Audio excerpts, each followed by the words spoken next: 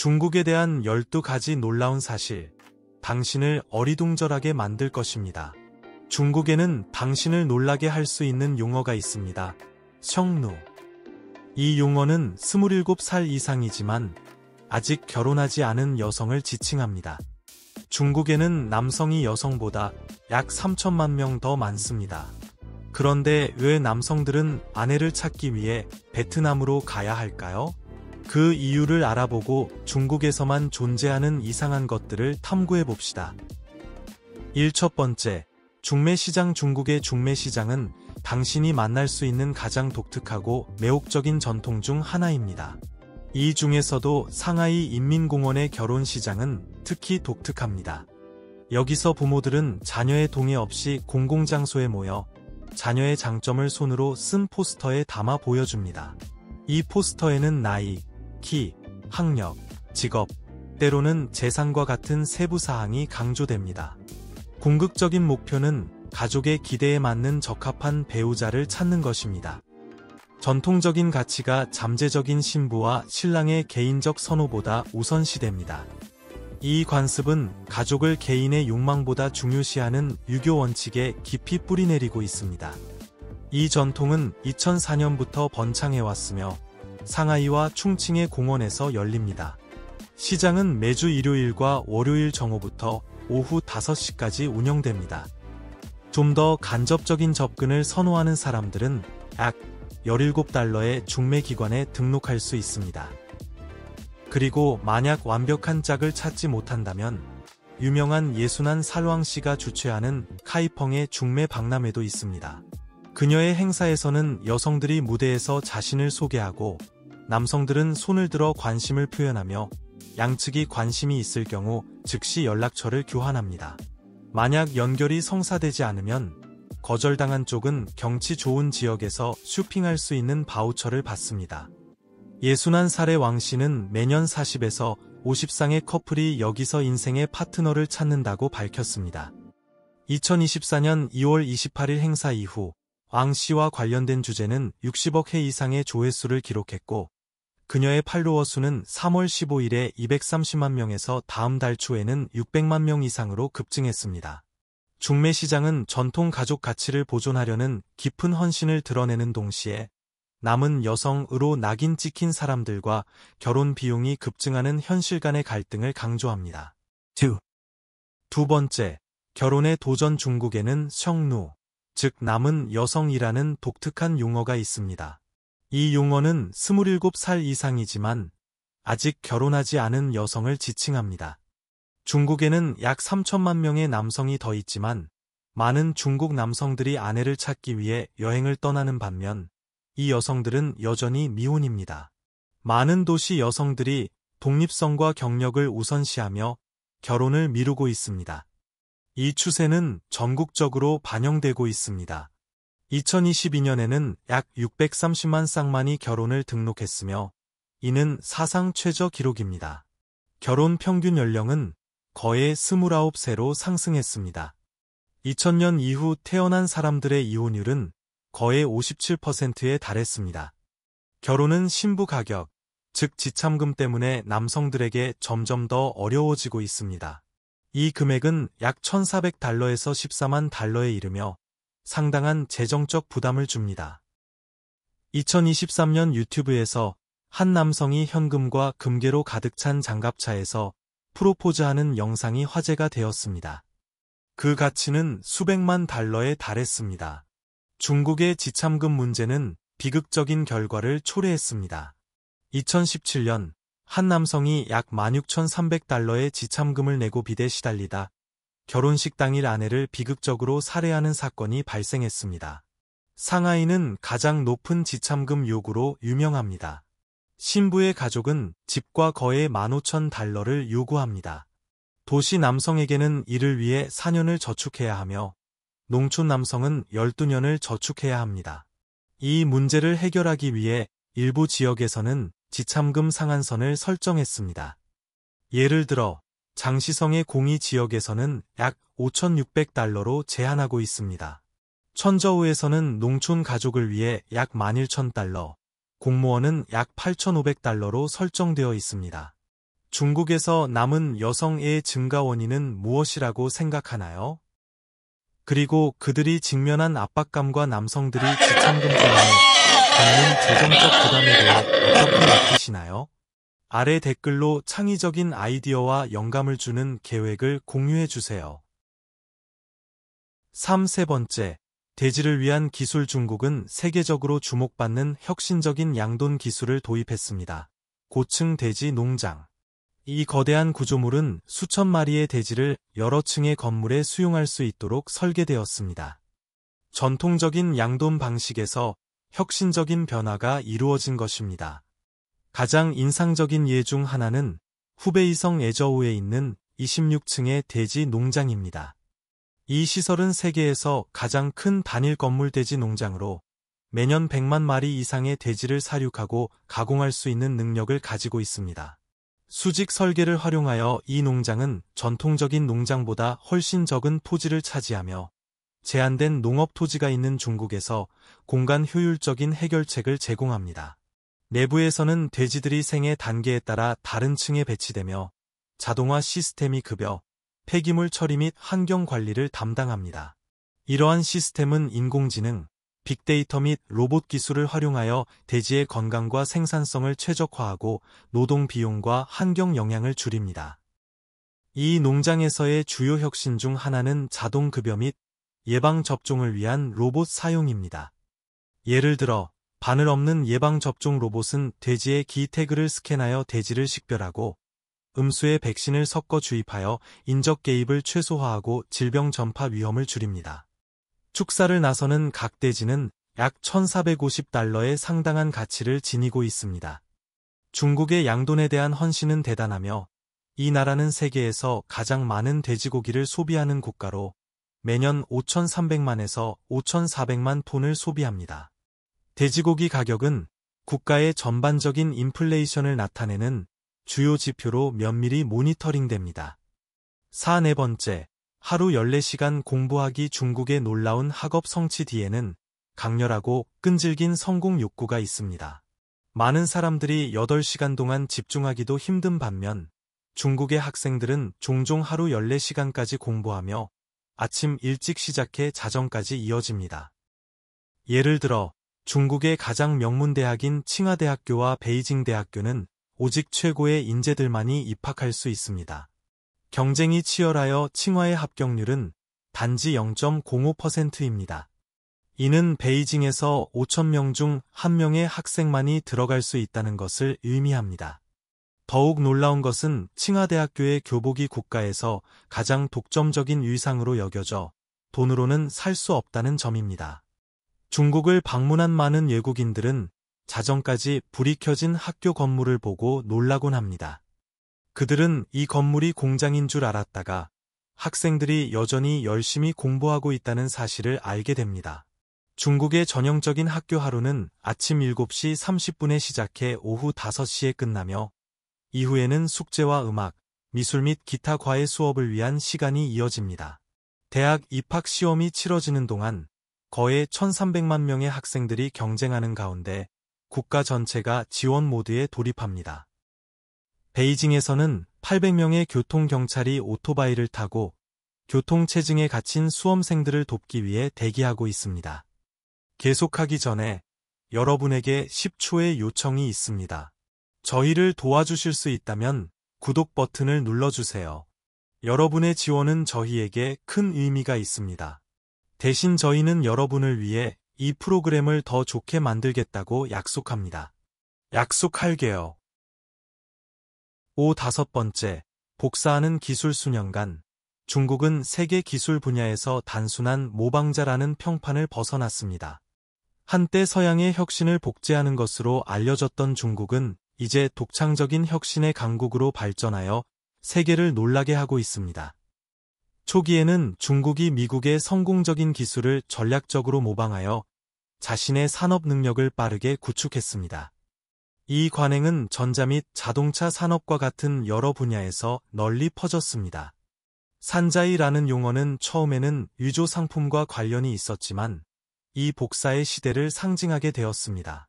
그러나 이것은 단순한 모방이 아니었습니다. 이는 학습의 시기로 중국의 혁신적인 발전을 위한 토대를 마련했습니다. 진정한 변화는 2010년대에 중국 제조 2025와 같은 야심찬 정책이 도입되면서 시작되었습니다. 이 정책은 중국을 저비용 제조업체에서 고급 기술 혁신의 선두주자로 끌어올리는 것을 목표로 했습니다. 중국 정부는 연구개발에 막대한 투자를 했으며 이는 화웨이, 텐센트 및 알리바바와 같은 기술 대기업의 급속한 성장과 결합되어 이 변화를 이끌었습니다. 예를 들어 텐센트의 위챗은 기본적인 메시징 앱으로 시작하여 소셜미디어, 결제 등 여러 기능을 통합한 슈퍼 앱으로 빠르게 발전했습니다. 오늘날 서양의 앱들도 위챗이 선보인 기능을 모방하기 시작했습니다. 이러한 현상은 서양 기업들이 중국에서 시작된 혁신을 채택하는 경우를 가리켜 때때로 역산자이라고 부릅니다. 6. 여섯 번째, 유령결혼, 밍헌, 유령결혼. 즉 밍헌은 고대 중국의 기괴한 전통으로 고인이 다른 고인이나 때로는 살아있는 사람과 결혼하는 관습입니다. 이 관습은 혼자 남은 영혼이 사후 세계에서 외롭지 않도록 하려는 믿음의 뿌리를 두고 있으며 한나라 시대에 시작되었습니다. 중국의 급속한 현대화에도 불구하고 이 관습은 일부 농촌 지역에서 계속되고 있으며 놀랍고 종종 불안한 결과를 초래하여 세계의 주목을 받고 있습니다. 오늘날 유령 결혼은 인체 유해물의 불법 거래를 초래했습니다. 가족들은 고인의 사랑하는 이가 사후 세계에서 외롭지 않도록 보장하기 위해 극단적인 방법을 취하고 있습니다. 이로 인해 여성 시체의 가격이 급등했고 무덤 도굴이나 극단적인 경우에는 살인 사건이 발생하기도 했습니다. 유령 결혼의 지속성은 고대 전통과 현대 법적 및 윤리적 기준 간의 깊은 문화적 긴장을 드러냅니다. 정부의 단속에도 불구하고 이 관습은 특정 지역에서 여전히 지속되고 있으며 사후 세계와 조상 숭배에 대한 깊은 문화적 믿음을 반영하고 있습니다. 유령 결혼이라는 고대 관습은 고인을 기리기 위해 어떤 극단적인 방법을 취하는지를 보여주는 한편, 보호종인 백상아리를 먹는 현대의 놀라는 전통, 합법성 및 소셜미디어에 의해 촉발된 선정주의 간의 경계를 모호하게 만듭니다.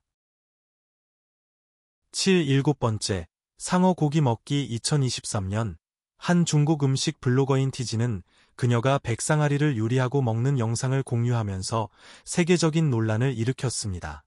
이 종은 중국의 야생동물 보호법에 의해 보호받고 있습니다. 이 영상은 중국의 소셜미디어 플랫폼인 두인에 게시되었으며 티지는 매운 육수에서 상어를 요리하며 그 고기의 부드러움을 언급했습니다. 그녀가 요리한 상어는 거의 2m에 달하며 티지보다 훨씬 컸습니다. 이 영상으로 촉발된 분노는 상어의 크기뿐만 아니라 백상아리가 취약한 종으로 분류되어 멸종 위험에 처해 있다는 점에서도 비롯되었습니다. 이들은 특히 지느러미와 이빨을 위해 사냥으로 인해 수가 급격히 줄어들었습니다. 중국에서는 이러한 보호종을 구매, 판매 또는 소비하는 것이 불법이며 심각한 법적 결과를 초래합니다. 티지는 약 7,700위안, 즉 대략 1141달러의 상어를 구매했습니다. 영상이 화제가 되고 광범위한 비판을 받자 중국 당국은 조사를 시작했고 상어가 실제로 백상아리임을 확인했습니다. 결과적으로 티지는 12만 5천 위안, 즉 약 18,500달러의 막대한 벌금을 부과받았습니다. 그녀에게 상어를 판매한 사람들도 법적 조치를 받고 있습니다.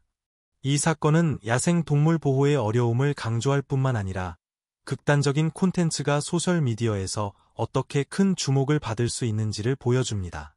종종 윤리적 및 법적 경계를 넘어서기도 합니다. 8. 여덟 번째, 인간 머리카락 거래 산업. 중국의 인간 머리카락 거래는 그 규모뿐만 아니라 심각한 논란을 일으키는 관행으로 세계의 주목을 받고 있습니다. 가장 우려스러운 점은 강제 노동의 개입입니다. 특히 신장 지역의 위구르 무슬림과 관련하여 이구르인들이 억류된 수용소에서 머리카락이 공급되고 있다는 보고가 있습니다. 이로 인해 미국 세관에서 해당 제품이 압수되었습니다. 머리카락 거래와 강제 노동 간의 연관성은 심각한 인권 유린을 드러내어 세계를 충격에 빠뜨렸습니다. 이 산업의 비밀스러운 특성도 논란을 더하고 있습니다. 많은 머리카락 공급업체들은 제품의 출처를 밝히기를 꺼려하여 불투명한 공급망을 초래하고 있습니다. 중국은 인간 머리카락 수출의 글로벌 강국이지만 이 산업은 최소한의 감독 하에 운영되고 있습니다. 이러한 규제 부족은 윤리적 기준을 유지하기 어렵게 만듭니다. 그 결과 중국 내외의 가난한 여성들이 머리카락을 위해 매우 적은 보수를 받는다는 우려가 커지고 있습니다. 더욱이 머리카락 절도라는 우려스러운 경향이 있습니다. 여성들이 머리카락을 강탈당하고 그 머리카락이 암시장에서 판매되는 경우가 발생하고 있습니다. 이 얼라어밍한 관행은 인간 머리카락에 대한 높은 가치를 강조하며 사회에서 가장 취약한 사람들의 희생을 대가로 극단적인 조치를 취하는 것을 보여줍니다. 9번째, 19일 만에 57층 건물 짓기. 2015년 중국의 브로드 지속 가능한 건설 회사가 후난성 창사에서 19일 만에 57층의 마천루를 건설하여 세계를 놀라게 했습니다. 이 놀라운 성과는 최첨단 모듈 건설 기술을 통해 가능해졌습니다. 공장에서 정밀하게 제작된 조립식 섹션이 현장에서 신속하게 조립되어 하루에 3층씩 건물이 올라갔습니다. 이 속도에도 불구하고 이 마천루는 환경 및 안전 기준을 최고로 설계되었습니다. 사중 유리창과 규모 90의 지진을 견딜 수 있는 능력을 갖추고 있습니다. 이 성과는 모듈 건설의 변혁적인 잠재력을 보여주며 건설 시간을 획기적으로 단축하고 비용을 크게 절감할 수 있음을 입증했습니다. 하지만 이 방법이 다른 지역에서 재현될 수 있을지, 그리고 장기적인 내구성을 유지할 수 있을지에 대한 논란이 일기도 했습니다. 그럼에도 불구하고 이 건설 경이로움은 도시 개발의 새로운 기준을 제시하며 마천루 건축에 대한 전통적인 관념을 도전하고 건설 산업의 미래를 형성하고 있습니다. 11번째, 비즈니스에서의 미신적 관행. 중국의 비즈니스 관행 중 가장 놀라운 측면 중 하나는 미신이 의사결정과 운영에 얼마나 깊이 영향을 미치는가입니다. 많은 서양 문화에서는 미신이 비즈니스 세계에서 무시되거나 중요하지 않게 여겨지지만 중국에서는 일상적인 비즈니스 활동의 필수적인 부분입니다. 특히 주목할 만한 예는 숫자 내에 대한 강한 반감입니다. 이 숫자는 만다린어로 죽음이라는 단어와 거의 동일하게 발음되기 때문에 매우 불길한 것으로 여겨집니다. 이 믿음은 매우 강력하여 많은 건물에서 4번째 층을 아예 생략하거나 3A로 표기합니다. 일부 회사는 제품 이름, 가격 또는 마케팅 전략에서 이 숫자를 사용하지 않기도 합니다. 반면 숫자 8은 번영이라는 단어와 비슷하여 매우 행운의 숫자로 여겨집니다. 기업들은 종종 8을 브랜드나 제품 출시에서 포함시키기 위해 많은 노력을 기울입니다. 때로는 수천 달러를 지불하여 8이 포함된 전화번호, 면허판, 주소를 확보하기도 합니다. 또한 시계라는 단어가 장례식과 비슷하게 들리기 때문에 시계를 선물하는 것을 피하거나 행운과 기쁨을 상징하는 빨간색을 선호하는 등의 관행이 널리 퍼져 있습니다. 이러한 관습은 중국 비즈니스의 본질에 얼마나 깊이 문화적 신념이 얽혀 있는지를 보여줍니다. 이러한 관행은 외부인에게는 이상하게 보일 수 있지만 중국 내에서는 매우 진지하게 여겨지며 비즈니스 운영에 중요한 역할을 합니다. 11번째, 세계에서 가장 큰 고속철도 네트워크. 중국의 고속철도 네트워크는 세계에서 가장 크며 그 규모뿐만 아니라 혁신적인 기술과 야심찬 프로젝트로 세계적인 주목을 받고 있습니다. 중국 고속철도 시스템의 가장 놀라운 측면 중 하나는 첨단 인공지능 기술의 통합입니다. 이 AI 시스템은 45,000km에 달하는 트랙의 실시간 데이터를 모니터링합니다. 이 시스템은 잠재적인 문제를 예측하고 식별할 수 있는 놀라운 정밀도를 가지고 있으며 종종 사소한 문제를 확대되기 전에 해결합니다. 이러한 사전 예방적 접근은 유지보수 관련 지연을 크게 줄여 전체 철도 네트워크의 안전성과 효율성을 높였습니다. 중국의 능력은 기술에 그치지 않습니다. 이 나라는 가장 도전적인 지형을 가로지르는 고속철도 노선을 건설하는 놀라운 능력을 보여주었습니다. 최근에 완공된 푸저우사먼 장저우 철도를 예로 들 수 있습니다. 이 공학적 경이로움은 바다를 가로지르며 타이완 해협의 서해안을 따라 뻗어 있습니다. 이 노선의 기차는 시속 350km에 도달하여 주요 도시 간의 이동 시간을 극적으로 단축시키며 숨막히는 바다 경관을 제공합니다. 12번째, 대나무 떠내려 보내기. 중국 구이저우성의 중심부에서는 물의 발레라는 별명을 가진 매혹적인 스포츠인 대나무 떠내려 보내기가 세계적인 관심을 끌고 있습니다. 이 놀라운 장면은 선수들이 하나의 대나무 기둥 위에서 균형을 잡고 강을 우아하게 미끄러지며 복잡한 동작을 수행하거나 서로 경주하는 모습을 보여줍니다. 원래 대나무 떠내려 보내기는 벌목꾼들이 치수이 강 유역에서 대나무를 운반하기 위해 사용한 실용적인 기술이었습니다. 시간이 지나면서 이 실용적인 방법은 멋진 문화적 공연과 경쟁 스포츠로 발전했습니다. 대나무 떠내려 보내기가 세계를 놀라게 하는 것은 단순한 역사나 단순한 작업에서 예술 형태로의 변화를 넘어서는 것입니다. 그것은 이를 마스터하기 위해 필요한 놀라운 기술과 균형입니다. 수행자들은 종종 몇 인치 너비의 좁은 떠있는 대나무 기둥 위에 서서 복잡한 동작을 수행하며 이는 뛰어난 수준의 정확성과 신체적 통제를 요구합니다. 대나무 떠내려 보내기는 이 지역 사람들의 독창성과 회복력을 상징하는 문화유산이자 운동 능력을 나타냅니다.